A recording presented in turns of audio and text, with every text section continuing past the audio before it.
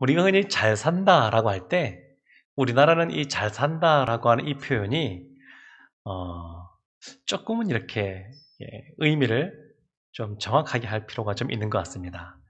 흔히 우리나라 사람들은 잘 산다, 그러면, 뭐, 집에 차가 1인당 한 대씩 있고, 너무 많이 얘기했나요?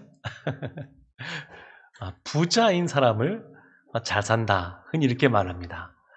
가난한 사람은 가난하다 이렇게 말하면 되는데 그것을 못 산다 이런 식으로 표현하기도 합니다. 그런데 이 잘 산다라는 것이 무엇인지 좀 더 분명하게 할 필요가 좀 있습니다. 우리가 지금 주기도문 그 내용, 주님이 알려주신 기도의 내용을 보고 있는데 이 주기도 내용을 보게 되면 사람이 잘 산다라고 하는 것이 무엇을 말하는 것인지 보다 분명하게 그런 것들을 말하고 있습니다. 먼저로 보게 되면 하나님이 어떤 분이신지를 이 주기도는 분명하게 알려주고 있습니다. 하나님은 하늘에 계신 우리 아버지이시라고 말씀하시면서 우리로 하여금 그의 이름과 그의 나라와 그의 뜻을 위하여 기도하라고 말씀해 주고 있습니다. 그러면서 오늘 본 이 본문의 말씀 마지막에 보게 되면 우리가 어떤 사람인지를 분명하게 설명하고 있습니다. 앤드류 머레이라고 하는 분이 이런 말씀을 했습니다. 사람은 다 한 종류밖에 없다. 그것은 뭐냐면 다 죄인이다 라는 겁니다. 아담이 죄를 지은 이후에 사람은 다 죄인입니다. 뭐 누구도 예외가 없습니다. 다만 구분을 한다 그러면 용서받은 죄인이 있고 용서받지 못한 죄인이 있습니다. 용서받은 죄인을 우리는 뭐라고 부르냐면 우리 같은 신자, 성도라고 부르고 용서받지 못한 죄인을 우리는 불신자 이렇게 부릅니다. 그래서 용서받은 죄인인 우리가 어떻게 하나님께 나아가야 되냐면 오늘 말씀 12절 나와 있는 것처럼 우리가 우리에게 죄 지은 자를 사하여 준 것 같이 우리 죄를 사하여 주시옵고 이렇게 기도하라는 겁니다. 이렇게 기도하라고 하는 것. 근데 기도의 내용을 보게 되면 이 앞에 있는 내용과 연관이 되어 있습니다. 앞에는 어떤 내용이 나오냐면 11절에 일용할 양식을 주옵시고 라고 기도하라고 예수님께서 알려주셨습니다. 날마다 우리에게 필요한 육적인 어떤 필요, 양식 이것을 위해서 기도하라는 겁니다. 우리는 이 문제가 해결되어지지 않으니까 늘 이 생계의 문제에 대한 근심과 염려가 있다 보니까 하나님께서 말씀하신 그의 나라와 그의 의를 위하여 구하는 삶을 살기가 어렵습니다.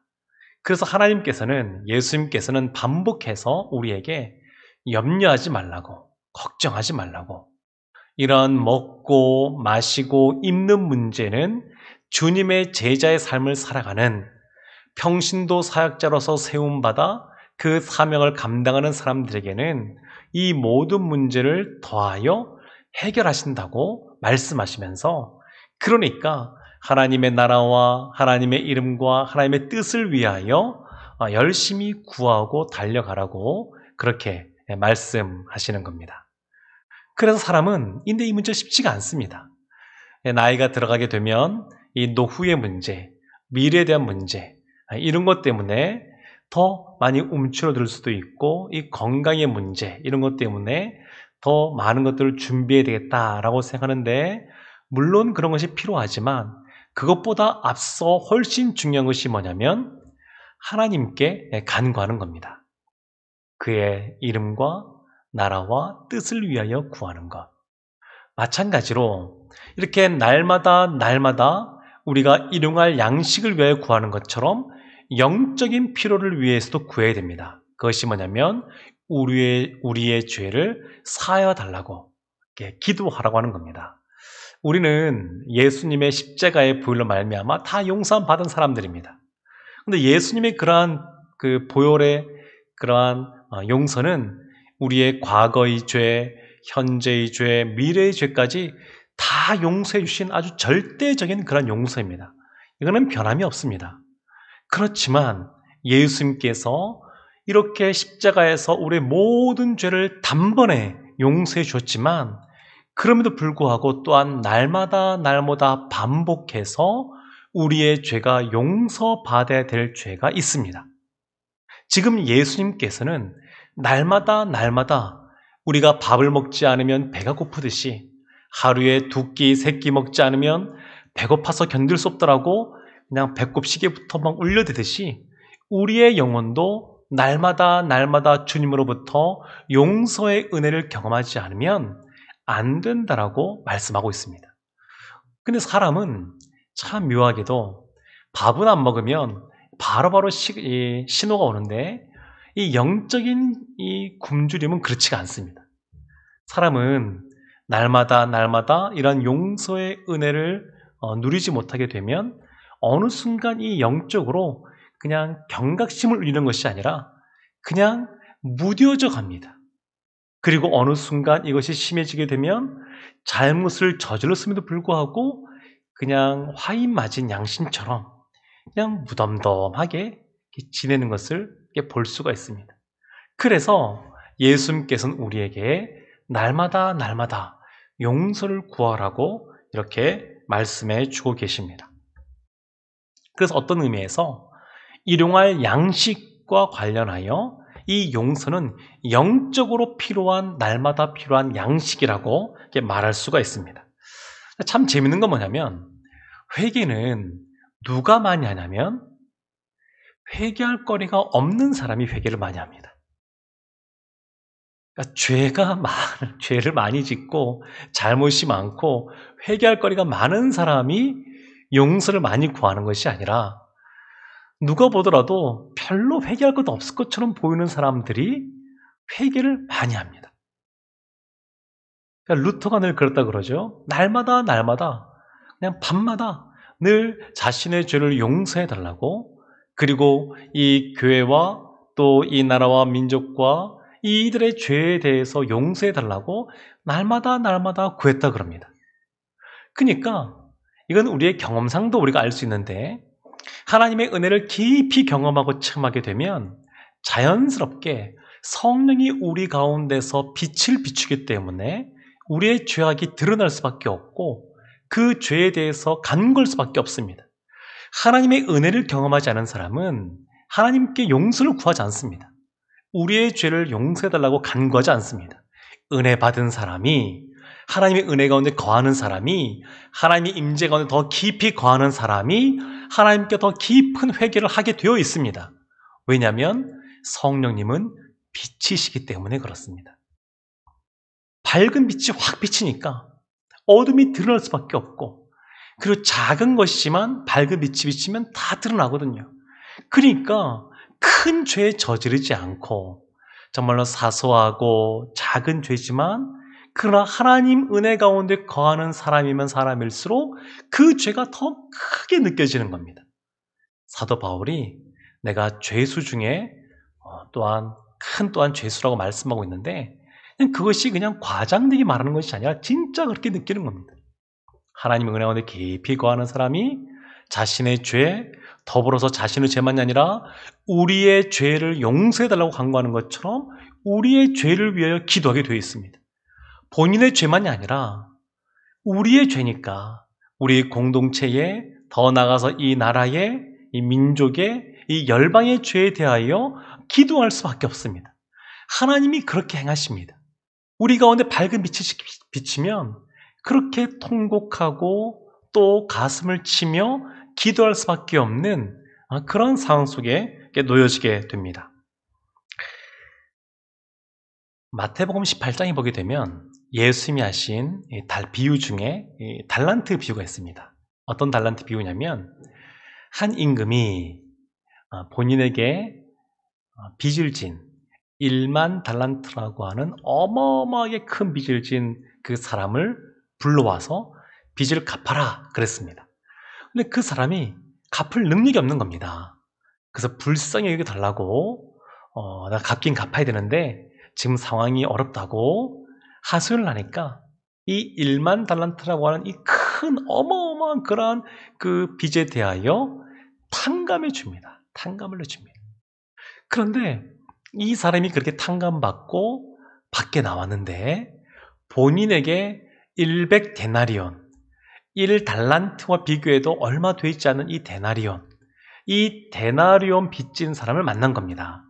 그래서 그 사람에게 너는 빨리 나에게 빚을 갚으라 라고 말했고, 그 사람도 동일하게 자기가 형편이 너무 어려워서 갚긴 갚을 텐데 조금 기한을 달라고, 불쌍히 여겨달라고 간구했지만, 그러나 이 1만 달란트라고 하는 큰 빚을 탕감받은 사람이 용서해주지 않습니다. 그래서 빚을 갚을 때까지 너는 감옥에 있어라. 그래서 옥에 집어넣습니다. 이 소식이 임금에게 들리는 겁니다.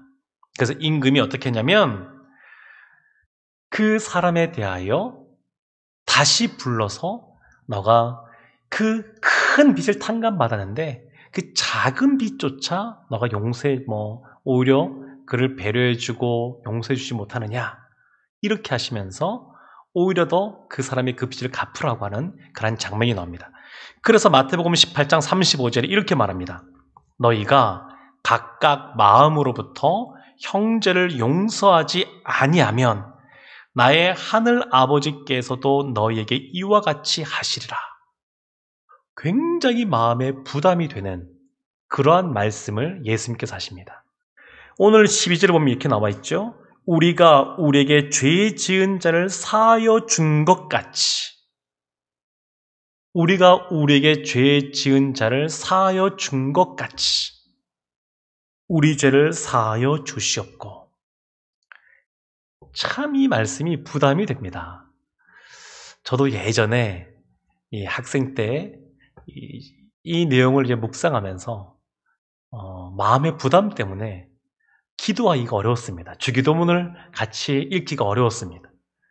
왠지 이 구절 읽으면 거짓되게 고백하는 것 같은 겁니다. 우리가 우리에게 죄 지은 자를 사하여 준 것 같이. 여전히 제 안에 용서하지 못하는 부분이 있는 것 같고 그런 사람이 있는 것 같은데, 그런데 이 내용 그대로 내가 입술에 고백을 하지도 못하는데 이런 고백을 해야 되는가, 그런 갈등을 했던 적이 있었습니다.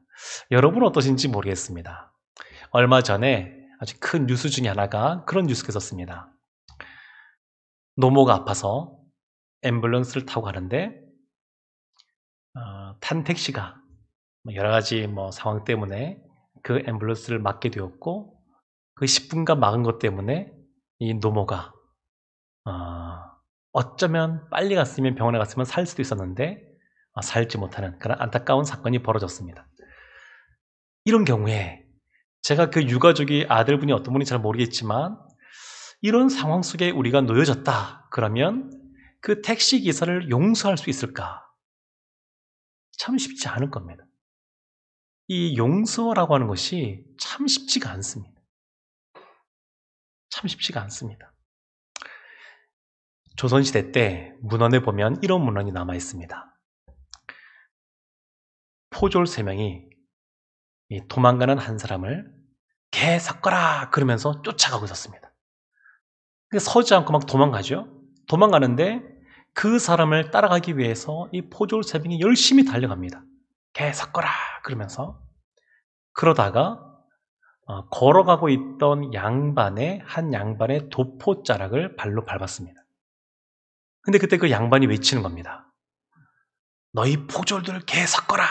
그러자 이 도둑을 잡으러 가던 포졸 3사람이 자리에서 멈춥니다. 그리고 이 양반이 이 포졸들을 끌고 어떻게 행했냐면 그들의 눈을 뽑았습니다. 5개의 눈을 뽑고 1개의 눈을 남겨놓은 상태에서 뭐라고 했냐면, 1개를 남겨둔 이유는 너희들이 집으로 돌아갈 수 있게 내가 자비를 베푼 것이다. 그러자 그 포졸, 눈이 뽑힌 그 3명의 포졸이 감사합니다. 그리고 돌아갔습니다. 이것이 문헌에 남아 있습니다. 그러니까 이 양반과 이 포졸의 관계, 그 관계 속에서 도포자락 밟은 것이 그 눈을 뽑을 만큼의 그러한 잘못인가? 근데 이것이 세상의 방법입니다. 그래서 성경에서 말하는 눈에는 눈, 이에는 이, 이것이 아니라 세상 사람들은 은혜는 쉽게 잊고 원한은 배로 갚고, 이것이 사람이 있는 그런 악한 본성의 모습입니다. 용서하는 건 쉽지가 않습니다.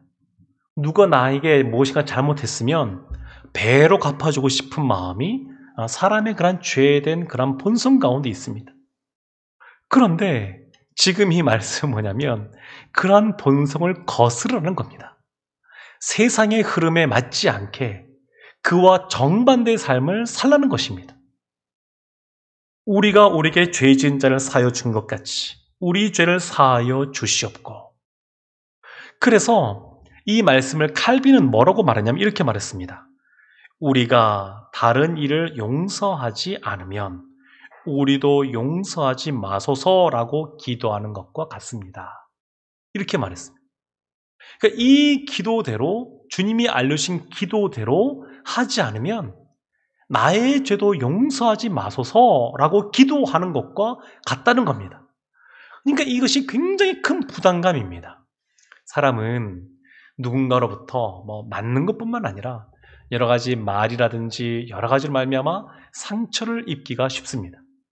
근데 그 상처를 많이 입는 사람들을 보게 되면 하나님 앞에서 그러한 깊은 안정감, 하나님이 우리의 아버지 되신다고 하는 것에 대해서 약함은 약할수록 깊은 상처를 입습니다. 그리고 이 상처는 쉽게 치유되지 않습니다. 그래서 어느 순간 의지적으로, 감정을 이기고 의지적으로 하나님, 내가 나에게 상처를 준 저 사람 용서하기로 결정합니다 라고 해도 어느 순간 어떤 사건이 벌어지면 그때의 그 감정들이 확 올라옵니다. 쉽게 해결되지 않습니다. 이러한 감정에 따라가지 않고 그냥 의지적으로 결단하는 것도 굉장히 필요한데 그렇게 결단하고 나아가도 쉽지가 않습니다. 대학생 때 같이 모여서 훈련받는, 수개월 동안 훈련받는 그런 프로그램에서 제가 훈련받은 적이 있었습니다. 근데 그때 인상적이었던 것이 몇 가지가 있었는데, 저는 우리 부모님들이 한 번도 매를 대신 적도 없고, 그래서 별로 부모님에 대한 그런 것들이 없습니다. 상처가 없습니다. 참 감사한 일이죠. 그런데 사람이 다 그렇지가 않습니다. 어떤 분은 본인의 아버지에 대해서 용서하는 것을 너무너무 힘들어합니다. 용서가 안 됩니다. 본인 아버지에 대해서.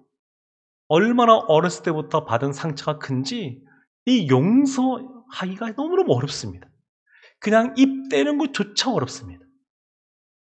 아버지를 생각만 해도 그 상처 준 그 아버지 때문에 그냥 마음의 분노가 치솟고 그냥 주님의 은혜 가운데 평안한 삶을 사는 것 같다가도 그것이 자신을 공격하는 그런 모습을 볼 수가 있습니다.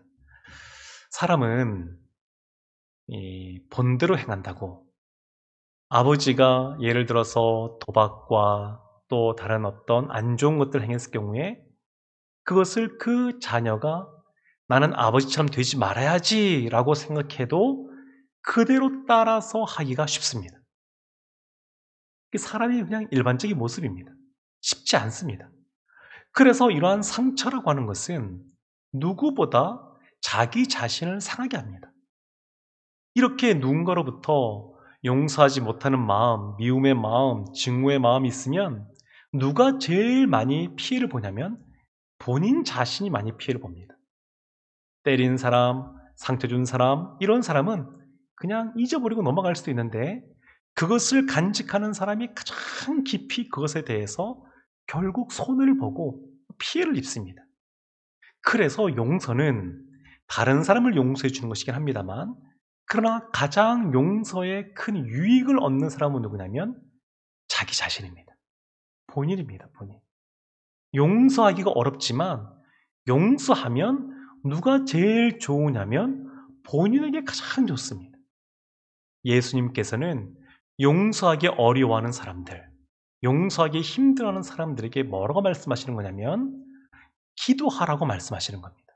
기도하라고. 이 용서는 결단이 필요하고 의지적으로 하나님께 기도하며 나아가야 됩니다. 용서는 기도의 열매입니다. 열매. 용서는 그냥 주어지는 것이 아닙니다. 기도의 열매로서 우리 가운데 용서가 찾아오게 됩니다. 그래서 우리가 남을 용서하기가 굉장히 어렵지만 우리가 늘 묵상하고 붙잡고 나아가야 되는 것이 있습니다. 그것이 뭐냐면 예수님이 십자가에서 우리를 위하여 죽으심으로 우리를 용서하셨다라는 겁니다. 그래서 다른 사람을 용서하기 어려울 때마다 우리가 무엇을 생각해야 되냐면 예수 그리스도의 십자가를 생각해야 됩니다. 십자가. 늘 그것을 묵상해야 됩니다. 예수님이 우리를 용서해 주신 것과 우리가 누군가를 용서해 준다는 것은 비교가 되지 않습니다. 예를 들면 이 컵이 있는데 내가 누군가에게 누군가를 마음으로부터 용서해 준다라고 하는 것을 이 컵에 비유한다 그러면 주님이 우리를 용서해 주신 것은 바다와 같습니다. 비교 자체가 되지 않습니다. 우리는 그러한 은혜를 입은 사람들입니다. 지금 마태복음 18장에 나와 있던 이 1만 달란트 빚진 사람의 이 비유는 죄의 문제를 빚이라고 하는 개념으로 설명하고 있는 겁니다. 죄와 용서의 문제를 빚이라고 하는 그런 개념으로 설명하는 것인데 1만 달란트와 100데나리온은 비교 자체가 되지 않는 어마어마한 차이가 있는 겁니다. 그러니까 우리가 주님으로부터 그러한 어마어마한 그러한 절대적인 용서를 받은 사람으로서 조그마하지만 다른 사람도 용서하는 삶을 살아가는 것이 너무너무 필요합니다. 우리가 살다 보게 되면 누군가에 대해서 예전의 어떤 경험들 또한 어떤 관계 속에서 쌓여온 어떤 아픔과 상처들 이것이 해결되어지지 않으면 어느 순간인가 그러한 쓴뿌리들이 드러납니다. 그리고 내가 갖고 있는 그런 쓴뿌리와 상처가 다른 사람을 또한 찌르는 그러한 상처를 주는 그러한 모습으로 나타나서 결국 서로 간의 관계를 깨뜨려버리고 맙니다. 파괴시켜버리고 맙니다. 이것은 주님께서 원하시는 것이 아닙니다. 이것은 주님께서 우리를 향하여 하신 말씀이 아닙니다. 그래서 이것은 주 앞에 꼭 해결함 받아야 됩니다.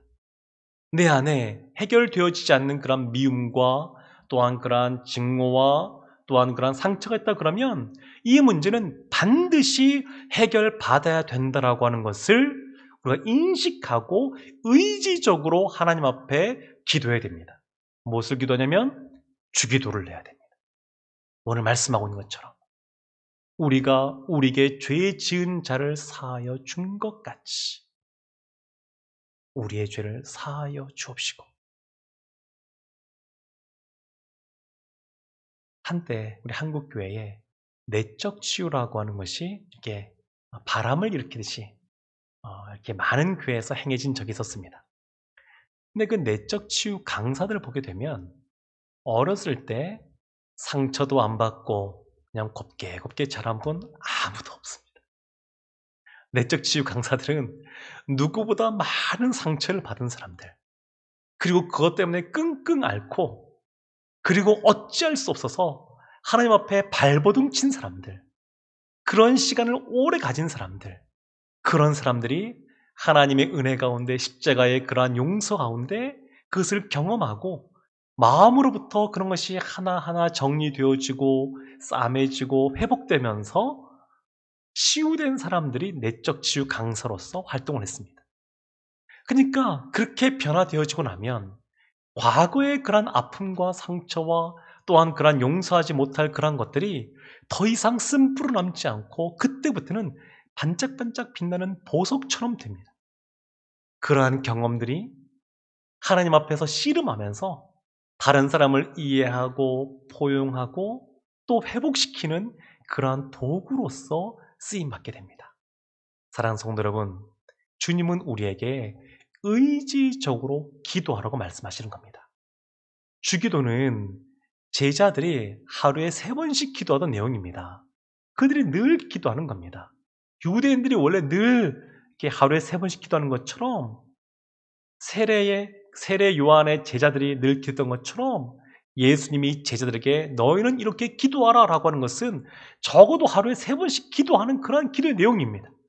날마다 우리에게 일용할 양식이 필요한 것처럼 날마다 용서의 은혜, 주님이 주시는 그러한 회복의 은혜가 있어야 우리가 하나님의 나라와 그의 뜻을 이루는 삶을 살아가게 된다라고 말씀하고 있습니다. 사랑하는 성도 여러분, 날마다 우리가 먹고 마신 것만 위하여 살아가는 것이 아니라 더 중요한 우리의 죄를 용서해 달라고, 그러한 용서의 은혜가 우리 가운데 있게 해달라고 날마다 우리는 죄인이라는 것을 인정하면서 하나님의 은혜가 있어야지만 살아갈 수 있다고 고백하는 우리 성도들 되셔서 진정 하나님이 원하시는 아름다운 하나님 나라, 그 나라를 이루어가는 주님의 제자들 다 되시기를 주님의 이름으로 축원합니다. 아멘.